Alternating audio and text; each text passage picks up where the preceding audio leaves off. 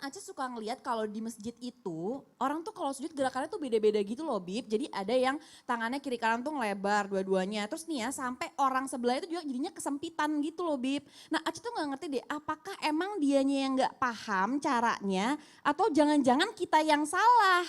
Memang nih kadang-kadang subhanallah orang-orang ini melakukan gerakan sholat, bacaan sholat ini tidak sesuai. Padahal kalau mereka benar bacaan sholatnya itu kan bisa menghilangkan kesusahan hidup kan seperti itu. Tapi ini Gitu. masalah fikih panjang urusannya ini bisa Waduh. satu episode ini. Karena Aca kan sudah keliling kemana-mana ya. Masya enggak Allah. juga, Tapi Bang. Habib Masya kalau Allah. bahas beginian nggak pernah cukup waktunya.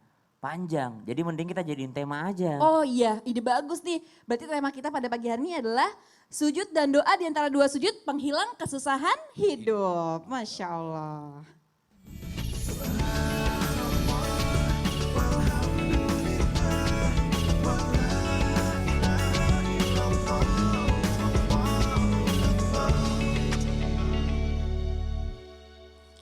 Jamaah yang dirahmati Allah, sebelum kita mulai pembahasan kita pada pagi hari ini, kita simak dulu penjelasan dari Ustadz Syam dan seorang hafiz inspiratif dalam segmen Al-Quran Menjawab.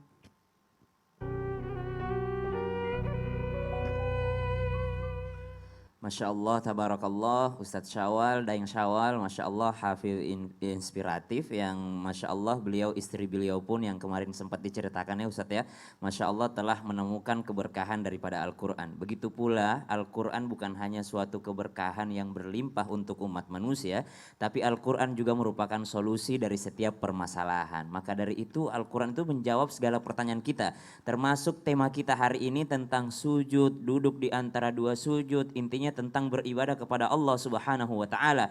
Untuk apa Allah Subhanahu wa taala memerintahkan manusia beribadah semua? Itu juga ada jawabannya di dalam Al-Qur'an. Al-Qur'an menjawab.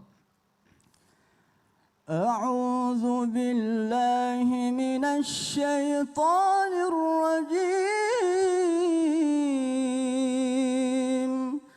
Bismillahirrahmanirrahim. Utlu ma uhiya ilaika minal kitabi wa aqimis salam. Innas salata tanha 'anil fahsya'i wal munkar. ولذكر الله أكبر والله يعلم ما تصنعون.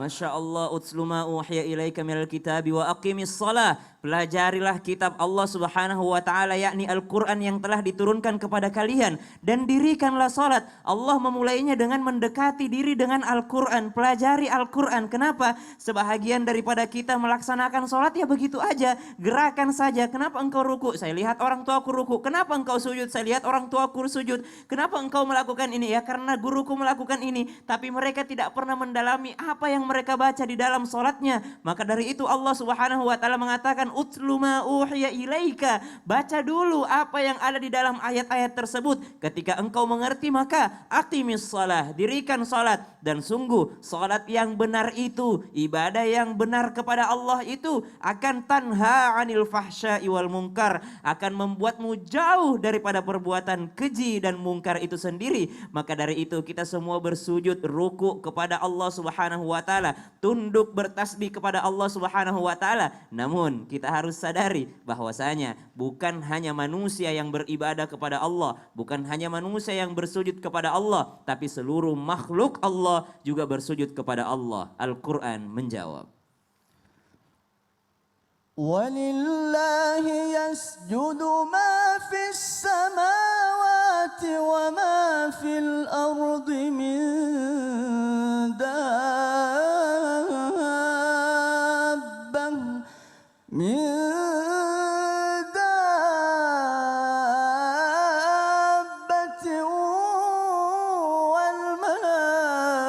والملائكة الملائكة وهم لا يستكبرون.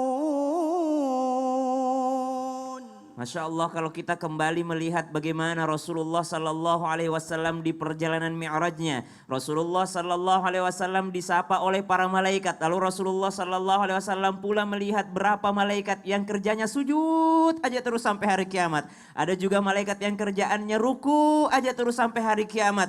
Namun Allah Subhanahu Wa Taala menciptakan manusia dengan sebaik-baiknya bentuk. Bagaimana manusia ini bisa memilih apakah dia mau ruku kepada Allah atau dia mau sujud kepada Allah? Jikalau mereka ruku dan sujud kepada Allah Subhanahu wa taala, tidak menutup kemungkinan, kata baginda Nabi sallallahu alaihi wasallam, mereka bisa jauh lebih mulia daripada malaikat. Kenapa? Karena malaikat memang diciptakan taat kepada Allah, tapi manusia memiliki nafsu yang mereka bisa mengendalikannya. Ketika mampu mengendalikannya dengan ibadah kepada Allah, dengan tunduk kepada Allah, ruku', sujud kepada Allah Subhanahu wa taala, maka pada saat itu derajatnya akan lebih mulia daripada para malaikatnya Allah Subhanahu wa taala. Bukan hanya itu, min dabbah, kata Allah Subhanahu wa taala, dari binatang melata pun Allah Subhanahu wa taala membuat mereka tunduk akan aturan Allah Subhanahu wa taala. Namun pertanyaan yang sering ditanyakan, untuk apa sih kita bersujud? Apa keuntungan kita bersujud kepada Allah Subhanahu wa taala? Al-Qur'an menjawab. يا أيها الذين آمنوا اركعوا واسجدوا واعبدوا ربكم وافعلوا الخير لعلكم تفلحون. Surah Al-Hajj ayat 77, Allah Subhanahu wa taala menggambarkan, wahai kalian yang sudah mengaku beriman dan berikrar bahwa tidak ada Tuhan selain Allah dan Muhammad sallallahu alaihi wasallam adalah utusan Allah. Apa? Ruku dan sujudlah. Untuk apa? La'allakum tuflihun. Sering kita mendengarkan panggilan seruan daripada muadzin di masjid. Mereka mengatakan, hayya 'alas shalah. Mari kita salat. Untuk apa salat itu? Hayya 'alal falah. La'allakum tuflihun, hayya 'alal falah. Mari menuju kesuksesan, mari menuju kebahagiaan, mari menuju kesejahteraan. Kenapa? Karena di dalam salat tersebut kita meminta kepada Allah Subhanahu wa taala. Itulah sarana komunikasi dengan Allah Subhanahu wa taala dengan ibadah kita. Bukankah baginda Nabi sallallahu alaihi wasallam memanjangkan rukuknya, memanjangkan sujudnya? Kata baginda Nabi sallallahu alaihi wasallam kepada Bilal, "Arihna bis-shalah, arihna bis-shalah." Wahai Bilal, panggil kami untuk salat. Kenapa? Istirahatkan aku dengan salat. Dengan keindahan salat tersebut mereka bisa merasakan keberuntungan. Shadaqallahul azim. Amin, amin ya rabbal alamin. Terima kasih banyak Ustadz Syam dan Ustadz Daeng. Masya Allah, jamaah hari ini kita semangat ya belajarnya. Masya Allah, jamaah. Yeah. Oh jamaah. Yeah. Alhamdulillah. Alhamdulillah. Allahumma sholli ala Muhammad wa ala ali Muhammad. Hari ini kita kembali lagi di Islam Itu Indah bersama saya dan bersama guru-guru kita yang luar biasa pastinya ya. Semangat banget nih soalnya kayaknya udah lama banget gak ketemu. 2 bulan yang lalu. Nah benar. Mana aja sih? Ya jamaah, ini Masya Allah sekali seperti yang dikatakan oleh Ustadz Syam tadi ya, ngomongin soal gerakan sholat, ini terutama sujud ya, ini pasti penting banget ya, apalagi di bagian dari sholat. Karena mungkin masih banyak banget nih ya Ustadz ya yang kadang ngerasa sholatnya udah bener tapi ternyata gerakannya belum sempurna, bahkan bacaannya pun kita nggak ngerti gitu loh dalamnya. Nah ini nih, dan takutnya sholat kita jadinya nggak sah, bahkan pahalanya malah kita nggak dapat sama sekali. Nauzubillah min zalik ya. Nah maka dari itu hari ini kita akan sama-sama belajar nih ya kan, dengan tema sujud dan doa di antara 2 sujud penghilang kesusahan hidup. Masya Allah ya, luar biasa, semangat semuanya ya bersama guru-guru kita hari ini. Nah ini sebelum ngomongin lebih jauh lagi soal tema kita pada hari ini ya tentang sujud, saya mau ngajak jemaah untuk melihat satu tayangan berikut ini, silakan. Ibadah salat merupakan simbol totalitas ketundukan seorang hamba kepada Khaliknya yang diekspresikan dengan ketundukan seluruh dimensi diri, baik hati, akal, dan raga. Allah Subhanahu wa taala berfirman dalam surat Al-Ankabut ayat 45 yang artinya, "Dirikanlah salat, sesungguhnya salat itu mencegah dari perbuatan keji dan mungkar." Tahukah Anda bahwa salat ibarat integrasi dari 3 dimensi fakultas kecerdasan manusia, yaitu kecerdasan rasional atau IQ, kecerdasan intuitif atau EQ, dan kecerdasan kinestetis. Gerakan-gerakan sholat dengan bermanfaat khususnya untuk kesehatan jantung dan pembuluh darah. Salah satu gerakan sholat yang sangat bermanfaat adalah gerakan sujud. Nah, ternyata sujud dalam sholat memiliki banyak manfaat khususnya bagi wanita, baik dari segi kesehatan dan membawa manfaat besar bagi wanita hamil. Wah, Masya Allah ya.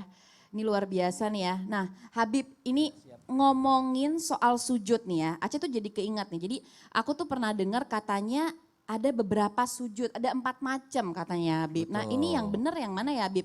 Dan apa sajakah jenis sujud yang pertama dan kedua di dalam sholat menurut ajaran Islam? Nah, lalu seperti apakah posisi gerakan serta fungsi dari 2 jenis sujud tersebut? Silakan Habib.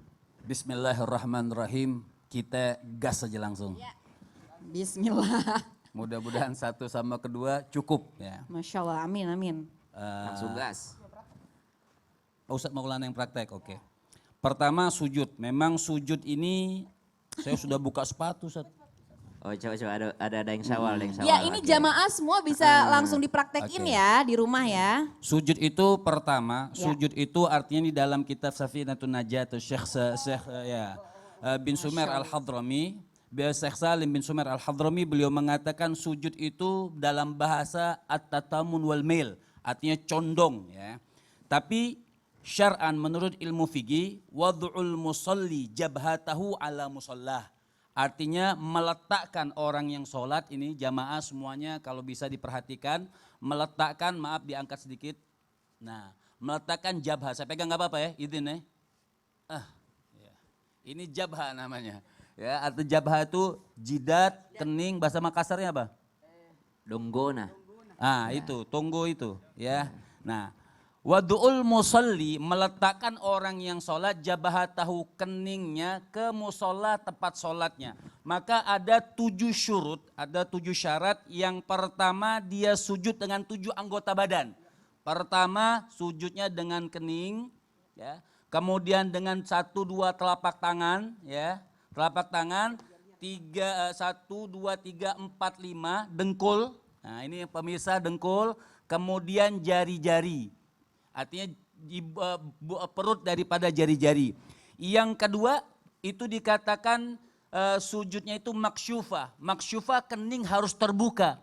Tidak boleh tertutup dengan kufiyah. Kalau dia tertutup dengan kufiyahnya maka sholatnya tidak sah. Yang ketiga dia harus menempel.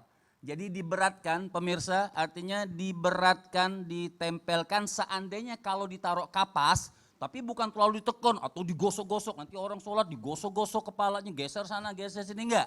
Ya, artinya hanya ditekankan seandainya kalau ditaruh kapas maka tapasnya akan melesak ke dalam, seperti itu. Jadi bukan hanya ditekan banget, tidak. Kemudian yang keempat dia sujudnya, dia sujud seperti ini. Yang ketiga tadi memberatkan kepalanya. Yang keempat tidak boleh bertujuan selain sujud. Ya, tidak boleh bertujuan selain sujud. Misalnya dia sujud bisa dikagetkan sama orang kemudian dia sujud. Tapi belum niat sujud, maka sujudnya pada saat itu tidak sah. Nah, ini sujud artinya 7 daripada anggota yang sujud. Ya, 1, 2, 3, 4, 5, 6, 7. Ini di antara sujud, artinya sujud yang memang sujud yang benar, sujud yang bagus. Ini yang pertama. Ini yang pertama. Nah, ini yang pertama namanya sujud di dalam sholat. Sujud di dalam di sholat dalam ini sholat. baik sujud dalam sholat wajib ataupun sholat sunnah. Masya Seperti Allah. ini. Bacanya seperti apa? Zikirnya tidak wajib tapi sunnah. Subhana rabbiyal a'la wa bihamdih 3 kali. Seperti itu. Dan yang terakhir tumaknina. Jadi dia harus melakukan sujud secara tumaknina. Kemudian yang kedua adalah sujud sahwi. Nah iya ini Bib, sujud sahwi Kan gimana sujud nih, Bib? pertama. Yang kedua sujud sahwi. Sujud sahwi itu sahwi artinya lupa. Jadi kalau orang lupa ditambal dengan sujud sahwi. Dan perlu diperhatikan sujud sahwi hukumnya sunnah bukan wajib. Sujud sahwi sunnah bukan wajib. Jadi subhana man la yanamu wa la yashu Artinya maha suci Allah yang tidak pernah tidur dan tidak pernah lupa. Bagaimana lupa sujud sahwi? Sebenarnya ada beberapa syarat karena waktunya tidak memungkinkan. Contohnya misalnya, contohnya lupa rokaat. Wah ini rokaat keempat atau rokaat ketiga nih. Diambilnya mana pemirsa? Ambil yang kecil rokaat ketiga. Jadi bukan ngambil 4. Jadi orang pengen malas 4, 3, 4. Oh ambil 4 aja. Tidak, ambilnya 3. Nanti setelah salam dia tambahkan sujud sahwi. Cara sujud sahwi antara tasyahud sama salam. Jadi sebelum salam tasyahudnya sudah habis. Sebelum salam dia tambahkan sujudnya 2 kali aja. Jadi sujud pertama sebelum salam Allahu Akbar. Subhana man la yanamu wa la yashu. Allahu Akbar. Baca Rabbi firli. Allahu Akbar. Ya. Subhana man la yanamu wa la yashu. Allahu Akbar. Langsung salam, tidak perlu baca lagi. Assalamualaikum warahmatullah. Assalamualaikum warahmatullah. Iya, jadi setelah tahiyat akhir sebelum salam. Ya, Ya, bisa juga sujud sahwi setelah salam. oh, bisa juga. Misalnya yang meluputkan sujud sahwi, misalnya assalam. Misalnya orang assalamualaikum warahmatullah, tapi memang dia niat tidak mau sujud sahwi, maka itu sujud sudah luput. Atau dia lupa, assalamualaikum warahmatullah, assalamualaikum warahmatullah, oh lupa. Tadi belum sujud sahwi, dia boleh sujud pada saat itu tetap Setelah salam. Setelah salam. Nah, oh berarti ya begini ya Habib, berarti kan maksudnya ini mungkin masih banyak yang nggak tahu. Berarti ketika kalau udah ada muncul keraguan kita lupa rokaat berapa, sebaiknya langsung melakukan Ngambil sujud, yang terkecil dan ngambil kemudian yang terkecil ditambahkan sujud diulang. sahwi. Ya Masya Allah. Ya jemaah tadi sudah jelaskan ya sama Habib tadi yang pertama sujud dalam sholat ya dan itu hukumnya wajib. Yang kedua sujud sahwi sunnah ketika kita lupa ya, Masya Allah. Terima kasih banyak Habib. Dan ini masih banyak sebenarnya ya Habib. Ya, Banyak, makanya kita banyak. harus kebut nih jamaah ya. Ini Jangan lupa. udah agak ngos-ngosan ini. Nah Wah. benar. Ini Masya Allah terima kasih banyak tadi Ustadz Daeng Syawal Mubarak udah dicontohin ya. Masya Allah mudah-mudahan di rumah juga jamaah dipraktekin langsung ya. Jangan terima kasih dulu, masih banyak prakteknya, masih ada. Oke, nah Ustadz Maulana ini sekarang Aca Ya. mau nanya nih. Tadi kan udah dijelasin ya sama Ya. Habib kan. Nah cuman aku mau nanya dulu nih duduk di antara 2 sujud. Ini kan Ya. karena banyak orang yang belum tahu nih ya. Bahkan nah ini nih salah ketika melakukannya. Nah yang tadi nih Ustadz tanya. Seperti apakah posisi duduk di antara 2 sujud dengan benar? Nah Ya. dengan duduk tahiyat yang benar tuh seperti Oke, apa? siap. Nah terus lalu apakah terdapat perbedaan posisi kaki ketika duduk di antara 2 sujud dengan duduk tahiyat di dalam gerakan sholat? Oke, Nah, siap. Ah, gimana karena di Ustadz? sini ada jimmy-jipnya. Ya. Ini Masya Gak apa-apa. Allah. Ah, jadi supaya kakinya juga nampak ya. Ya. Sini aja. Sawal. Sini Ki. Supaya bisa kelihatan posisinya. Sini mana ke sini. Ya. Jadi di dalam salat itu ada 2, duduk tawarruk dan duduk iftiraj. Tawarruk itu tahiyat akhir ya. Iftiraj itu duduk tahiyat awal. Duduk tahiyat awal itu ingat jari-jari tidak boleh melewati ya. Jadi pas di sini. Jari-jarinya dulu. Karena kapan? Berarti dia tidak menghadap kiblat. Semua harus menghadap kiblat. Jadi sejajar. Ini kalau iftirajnya. Kalau pada saat tawaruk jarinya berbentuk 53. Gini. 53. Ini tulisan Arab 53. Ini pada saat untuk tahiyat awal dan tahiyat akhir kan oke, ya sama. Allahumma shalli ala sayyidina Muhammad wa sallam. Sekarang kenapa saya kesilakan kakinya? Kalau perbedaan supaya lebih cepat karena durasi jimmy-jipnya mana? Ya. Iya, kelihatan dari sana. Jadi ini jari-jari kaki menghadap kiblat. Jadi sebaiknya, maaf, ya. Ini jari-jarinya menghadap kiblat, jari-jari kaki. Jadi lalu ini namanya duduk iftiraj. Berarti kakinya masih didudukin. Ya. Pada saat, maaf ya, pada saat duduk tawarruk, kakinya di dalam. Ini iya, jadi perbedaan cuma itu. Pada posisi duduk tawarruk ini bisa dilaksanakan pada saat maaf tak aja tak iya maaf. Ya, angkat. Bahasa Makassar ya. Iya, Jadi gerakan duduk dalam salat dibagi 2, duduk iftiraj. Ya ini semua begini sama ya. Cuma pada saat duduk di antara dua sujud, sujud. tidak begini tangannya. Ya, cuma begini saja. Jadi pada saat duduk di antara dua sujud, begini posisinya. Ya. Posisi didudukin, pada saat duduk iftirash dan tawarruk, itu pada posisi jadinya diginiin. Ya, coba kita mulai dari bawah. Dari sujud. Oh, Masya Allah. Masya Allah, Masya Allah. Ya. Ini yang maaf, ini biasa terjadi kesalahan. Pada saat sujud, sudah terakhir. Dia sudah masukin di sini kakinya, sudah duluan. Iya. Sudah ambil Udah ancang-ancang dia. persiapan ya. Sudah persiapan. Ini tidak bisa. Harus disempurnakan. Nanti bergerak ini ke dalam pada saat mau duduk. Duduk tayat, 1 detik. Allah Akbar. Tadi menyambung dari Habib, makasih banyak Habib, ya luar biasa. Kenapa diginiin tangannya? Supaya tidak bermain-main tangannya. Jadi ditahan. Kadang-kala terjadi, dan ini demi kehusuan. Sementara jadi, namun kalau seperti tidak mampu, ini hukumnya sunnah. Ya. Sekali lagi hukumnya sunnah. Karena ada juga yang tidak bisa posisi seperti ini. Kita tidak bisa juga paksakan, harus begini, harus begini. Kalau dia tidak bisa melakukan kayak kakinya, coba lihat bentuk-bentuk kaki. Kalau salat. Iya, masuk ke dalam situ ya. Ustadz Kadang-kadang ya. duduknya gimana? Ada posisi beginilah, ya ginilah. Ada posisinya nggak bisa dilipat lah. Maaf. Ya, ini posisi seperti ini. Apakah sah salatnya? Tetap sah. Iya. Cuma sempurnanya kalau dia lipat kayak tadi. Kadang apalagi kalau orang lagi luka kakinya Iya, atau gimana. kakinya Kan tidak bisa bermasalah. terlalu dipaksakan. Dan sementara hukum, jadi tidak mengganggu atau tidak menyebabkan sholatnya sah atau tidak, aman kok. Cuma sebaiknya supaya posisinya harus baik supaya tidak terjadi yang namanya ibaratnya tidak khusyuk karena kehusuan juga termasuk sini. Jadi biar bagaimanapun kalau kita mampu Iya. kita harus melakukan dengan sempurna ya Ustadz ya. Sempurna, Masya Allah, tabarakallah. Tapi ada bocoran sedikit. Ya. Tapi apa tuh, Bib? tunggu sampai akhir. Habib mau bahas tentang hidung, wajib kena atau tidak. Tapi di Oh, akhir, iya, benar. tunggu sampai akhir. Tapi kalau yang sekarang Kan kayaknya 7 anggota. hidung Habib udah kena nih kayaknya sama Ustadz. Kayak hidung wajib kena sujud atau tidak. Masya Allah, terima kasih banyak Ustadz Daeng. Bisa diambil? Tinggal sejadahnya.